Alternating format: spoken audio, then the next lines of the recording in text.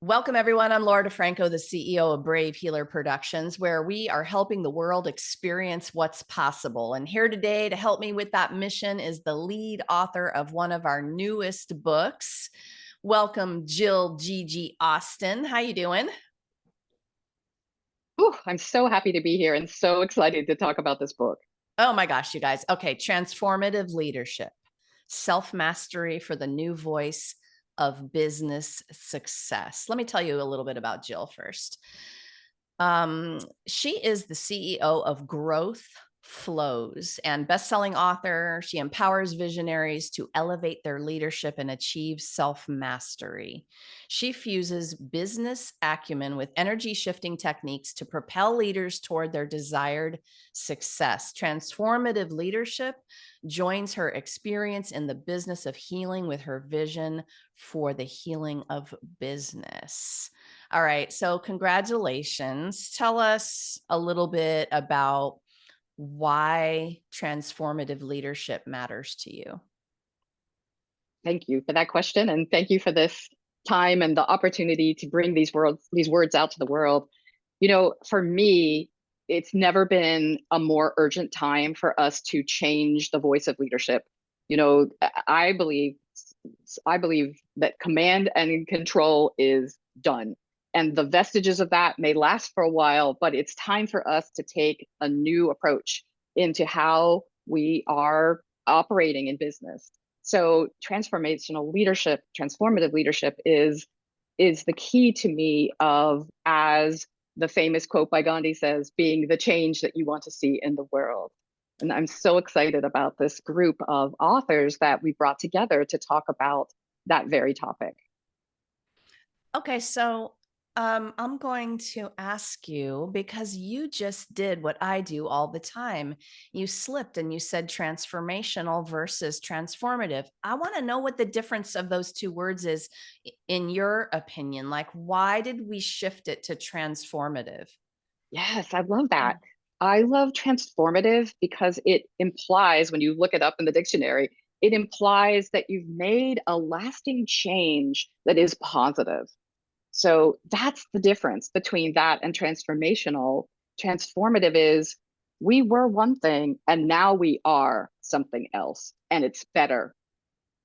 Nice and powerful. So, before we keep talking about this amazing, juicy topic, I really just want to say thank you. Thank you for the big ass vision you had and the mission to bring this stellar cast of experts together to talk about this. And I know that you agree with me when I say we need all the unique voices on this one topic. We want to gift people with all of the different ways your experts are defining it, talking about it, and really sharing their vulnerable, amazing stories in hopes that our listeners and readers will resonate and see themselves and find themselves in this book. So, thank you, Jill. I'm honored and grateful to be guiding this particular project with you. Well, thank you, Laura, for your vision of how we get our brave words out into the world. And I love, and the authors have really loved the format that you have put in place on these books, where we do get to tell our own personal stories from the I place so that you can really hear us, see us as people. And then we give our tools. And instead of it being a book full of tools, it's a book that I hope speaks to the heart of people. Sometimes when you look at somebody, you think, wow, they've got their stuff together, man. They've never been reluctant. They've never been, unsure. They've always been bold. Look at them. And you find out that they've had these moments and these experiences that have been like shaken them to the core. You hopefully you read somebody's story and you realize, oh, I'm there or I've been there, and you can relate to it. So thank you for putting together this approach to publishing. Well, they all took on that challenge really brilliantly, whether they knew what they were signing up for or not. And a few of them have told me that, like they didn't know, but they stuck with it. They overcame maybe that little bit of fear inside about how they were going to share themselves personally and vulnerably. And that's my thank you back to all of your co-authors for saying yes, for doing that so powerfully, and really for sticking with it when it got maybe a little bit rough.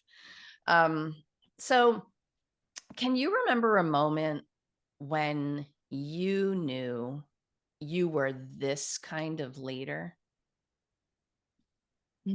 Wow, that's just such a yummy question. Yes, there's several moments, and one that I write about specifically in the first chapter of the book on self-empowerment. And it really was the moment that I was standing with my team and I, my marketing team and I had entered a very prominent physician's office, and and we sat down and we had just launched what we thought from all the feedback was an amazing website. And the first thing out of this leader's mouth was, well, our website sucks. And I could just feel, the energy drop out of the room, and all my team, like their heads swiveled to me like, what are you gonna do? What are you gonna do? And I remember having this fast dialogue inside, like in just a blink of a moment, I had this dialogue like, are you kidding me? You mean this award-winning website that has set the tone for how we deal with potential patients and their families across the country? I mean, come on. And it was like that, oh, you must, how can you not get this? You must just not know a thing. You must be stupid. And and then all this is like flashing before me, all this stuff I want to say. And all of a sudden, thank goodness, I had the practice of taking a breath and sort of centering myself, and then sort of turning towards that part inside me that just wanted to defend my team. They're awesome. And I was like, okay, wow, something's up here. Like you're wanting to judge this person, and they're not. It's an academic medical center. They're not stupid. And I'm not stupid either. So, okay, what's going on? Oh, I see. This is about, not feeling empowered. Maybe it's about identity. Oh, maybe it's about this person's identity. And all this is happening. Blah, blah, blah, blah, blah, blah. Everybody's looking at me. He's looking at me. And fortunately, suddenly the irony and the humor of the situation came upon me. And I just laughed. And I went, well, that wasn't how we expected to start this meeting, but okay, tell me about what you're missing from the old website.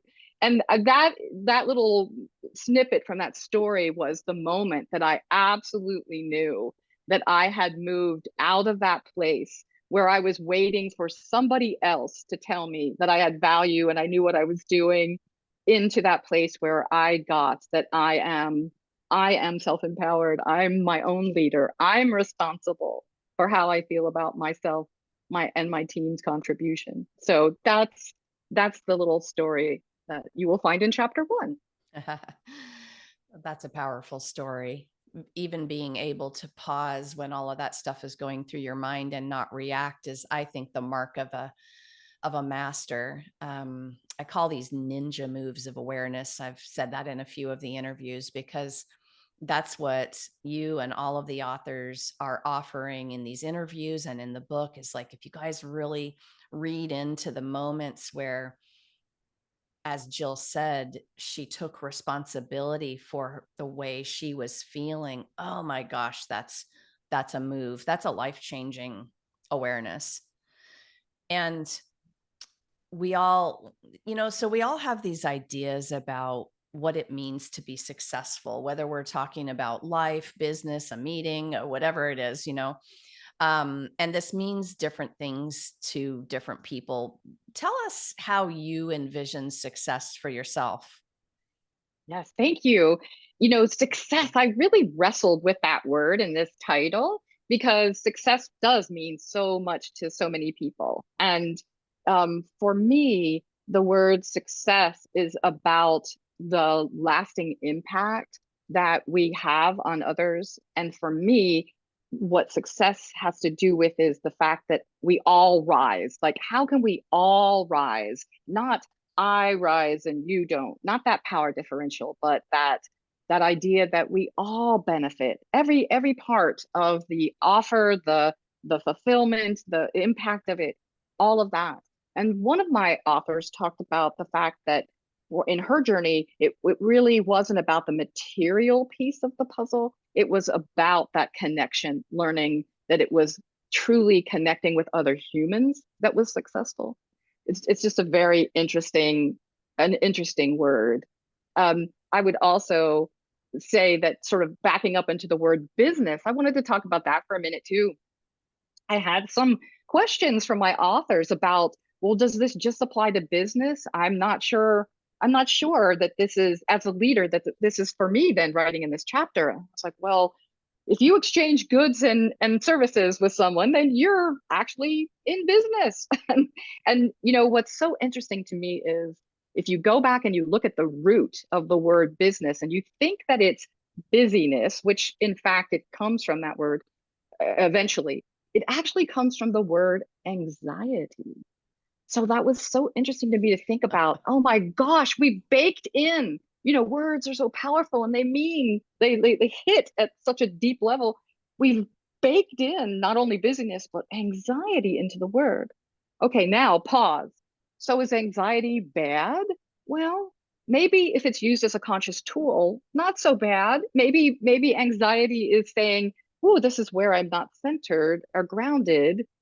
So how do we think about it in a different way? So, like, just really going for each of those words and saying, if we turn them upside down or inside out, what new meaning might they have? Yeah, that's badass. You know, wow, you're making me think of the anxiety thing too, right? What if that feeling in your body was an opportunity to learn something you've never learned before, or just an opportunity to feel and use the energy of it, right? How cool to reframe that. That's going to change people's ideas big time. Like, I hope y'all just felt that one. That was a good one. Um, and so, speaking of these people who are listening and on the journey, they're developing their own leadership style wherever they are, either even just with themselves, self mastery, or maybe they're leading a team. What's the most important thing you want people to know in terms of that journey that they're on? Foundational step, maybe. Yeah, I would say that leadership begins here. So I would say first step is really self-awareness, some kind of process of listening inside and becoming self-aware. That before we lead outside, it's important to know that you're your own leader. So that's step one. So, that self mastery, I love that you put that in this book. And I love that awareness and self mastery is the foundation, because I really think that's the key to pretty much everything that you want in life. Just that, you guys, the key to everything. It really is. I mean, I feel like it is. We talk about it, but this is big potato stuff to me. Um, so in your personal life, when you were mastering those different aspects of awareness, do you remember the one that was really the most impactful for you? I had to master this to get to my next steps in my career, or yeah. Um, well, this is what came. So I'll just say this. I think this part about, first of all, taking a deep breath, feeling your feet on the ground, and then honestly, the whole not taking it personally, oh my gosh, so hard to do and so important. I mean, the whole world is not living at me. I'm just not that important. It's not up at me. And once I got the concept, and it's one thing to master it in your mind, it's one thing for your body to really understand the truth of it's not personal. That, I mean, that's the key.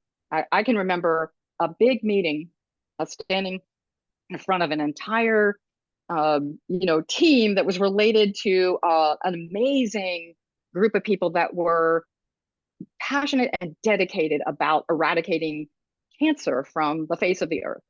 And they had prepared this whole idea for me, the chief marketing officer, and my team about how they wanted to see themselves presented. And there was this sort of underlying, I could have accepted the invitation to feel that this was a judgment on the skills of my team and how we knew to get the message out in a way that was really going to be heard. And instead, I took a deep breath and I thought, oh man, this is not about you. This is not about your team. No, no. This is about their identity and how they want to serve. And I said that. I said, oh, I get this. I get that the people are not numbers or statistics. These are people that if you could reach, you could help them and you could serve. And I want to help you. All my team here is all here. And we're going to help you do that. We are going to help you do that. And when I turned it around from, once again, somebody saying some version of your website sucks to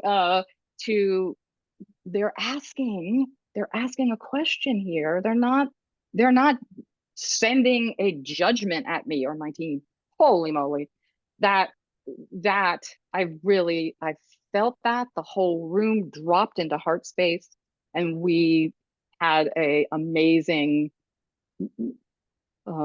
experience after that together, creating the message to bring the right people in that were the right match for what the organization had to offer. The whole room dropped into their heart space. That gave me goosebumps. Imagine, y'all, if the whole room would take that responsibility and drop into that space to create together. I love this, Jill, so much. So, I said a quick couple of words about your incredible expert author cast a few minutes ago, but I am going to just say another thank you to all of them one more time. When I looked at who you had brought in and I had a chance to begin to read and really get who these people were, I really was blown away. And then to be able to talk to them on these author interviews and get to know them better, even after reading their stories, has just been such a gift. So I just wanted to say thank you one more time. And I wonder if you have a message for your co-authors today. Yes, I will certainly join you in thank you. I mean, as you mentioned before, I really appreciated them trusting that we would set up a experience for them that would be ultimately satisfying and rewarding for them. So I thank you, my fellow authors, for trusting, and again, hanging in there for the ups and downs, because there was a call we had towards the beginning of the project where I was like, are y'all feeling like, what in the heck did Jill drag me into? And I'm not so excited about that. And I'm like, you know what? I felt that way myself. Like, what have I dragged me into? So I really appreciate the candor, the curiosity, the courage, the consciousness, that sense of communication that everybody, brought to the table. It was just astounding. And it makes the words so powerful.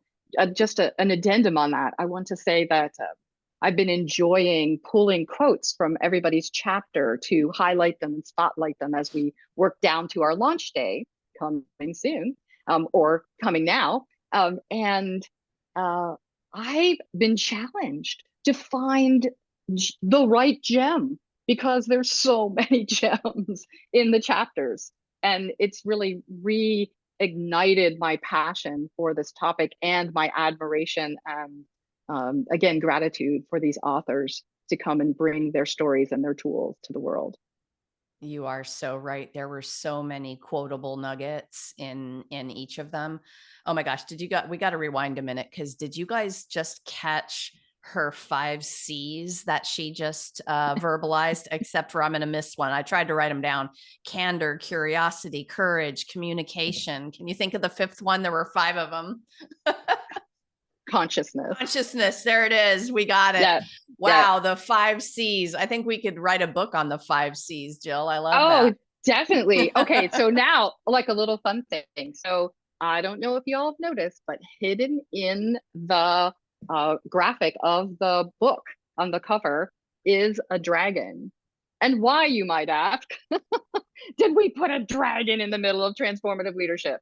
And you'll see in the introduction that I make a parallel between what happens when we think of all the stories that go with dragon and how it's universal, and how all different cultures bring a different significance to it, but it also involves power.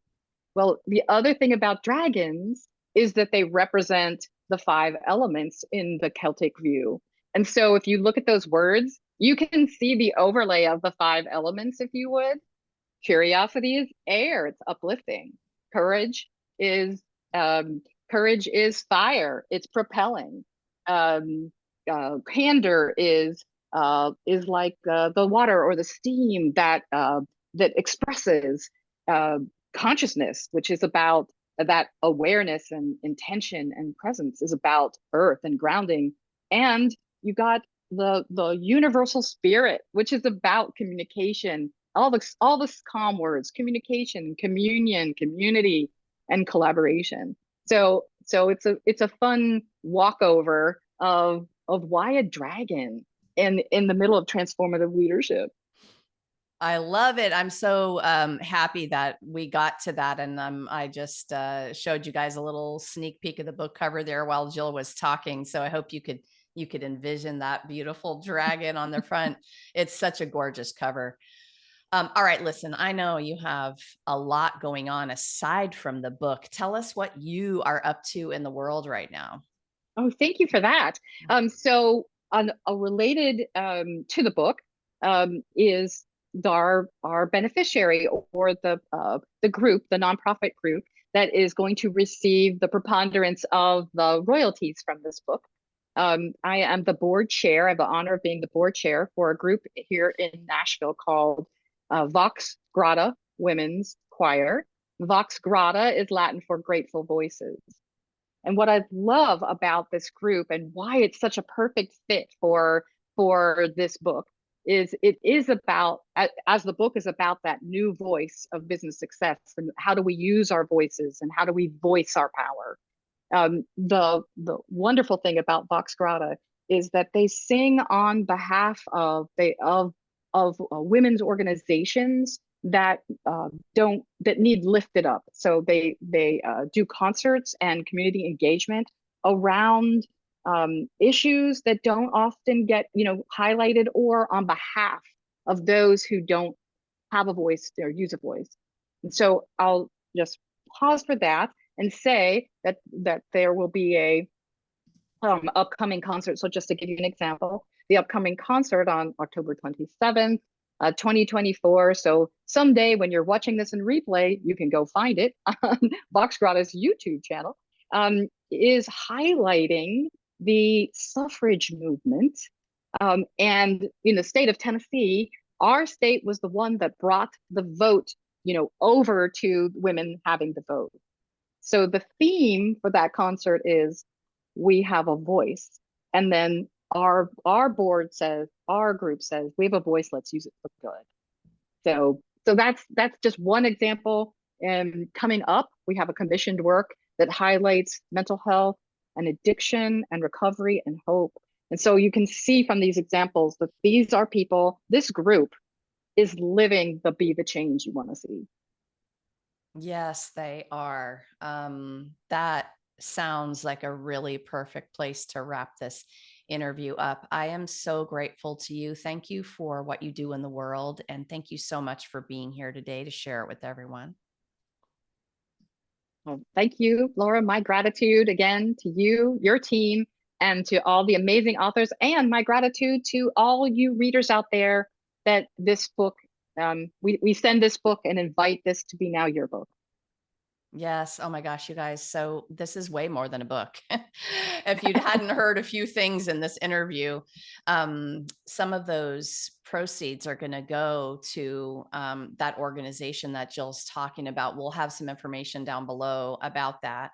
And it's also way more than a book because this is a generous community of authors and leaders like Jill. So Jill's information is all down below. Go connect with her and see all of the amazing things that she is up to in the world. Of course, you can grab your copy of the book on Amazon. We'll have the link below. And you can also join us for our book launch party. It's going to be October 3rd. If you're listening in time for that, we'll have all of the authors of Transformative Leadership there. We've got the Zoom info down below. And lastly, everyone, remember, your words change the world when you're brave enough to share them. So it is time to be brave. See you next time, everyone.